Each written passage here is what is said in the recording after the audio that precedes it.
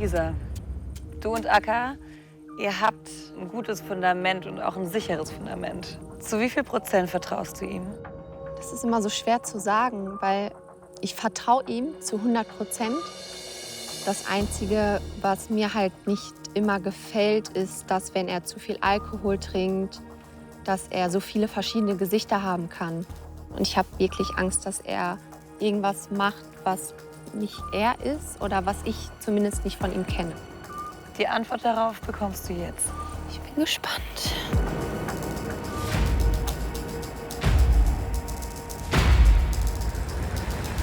Ich denke mir immer, ich bin alleine auf die Welt und ich gehe alleine. Also wenn es nicht passt oder wenn sie Scheiße baut, dann ist es ihre Sache. Dann juckt es mich auch gar nicht. Schön, dass es dich nicht juckt. Es ist egal, ob wir in Südafrika gemeinsam leben und ein Kind gemeinsam haben. Es kann. Streitet ihr viel? Wir streiten immer so wegen doofen Sachen. Ja, gut, das stimmt. Zum Beispiel sagt sie, ich gehe Frühstück machen. Sie fragt mich, soll ich Avocado rein tun? Ich sage nein. Ich komme runter, sie macht Avocado rein. Solche Sachen halt, so komisch. So, ich bin nicht deine Mutter. Also, mein Gott. Und sie geht direkt auf 180, Alter. Wenn ich etwas respektlos finde, spreche ich es an. Talk dirty to me. Voll besoffen. Voll besoffen. Ich sauf die ganze Zeit. Ja, war mir klar. Lass deine Hände mal schön bei dir. Besser wär's. Lass deine Hände bei dir, Kollege. Hallo? Ja, nur weil deine Hände hinterm Rücken sind, musst du trotzdem nicht so nah gehen.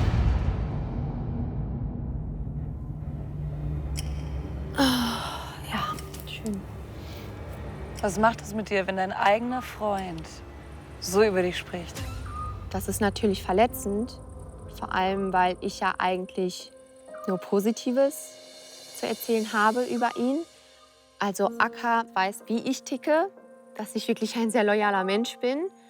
Und zweitens ist ihm genau gar nichts scheißegal. Wenn ihm etwas nicht passt und er sagt immer, er ist nicht eifersüchtig. Natürlich, der Typ ist extrem eifersüchtig. Aber was ich halt nicht okay finde, ist, dass er so fein damit ist, mich so als Hexe so mäßig darzustellen.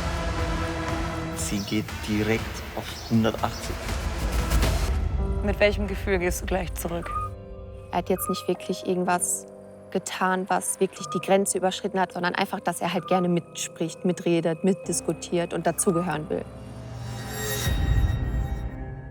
Na, habt ihr auch schon Feuer gefangen und wollt nicht mehr länger warten? Kein Problem. Hier geht's zur ganzen Folge. Hier gibt's noch weitere Leckerchen nur für euch kredenzt. Und hier gibt's das Abo, was ihr unbedingt da lassen müsst, damit ihr nichts mehr verpasst.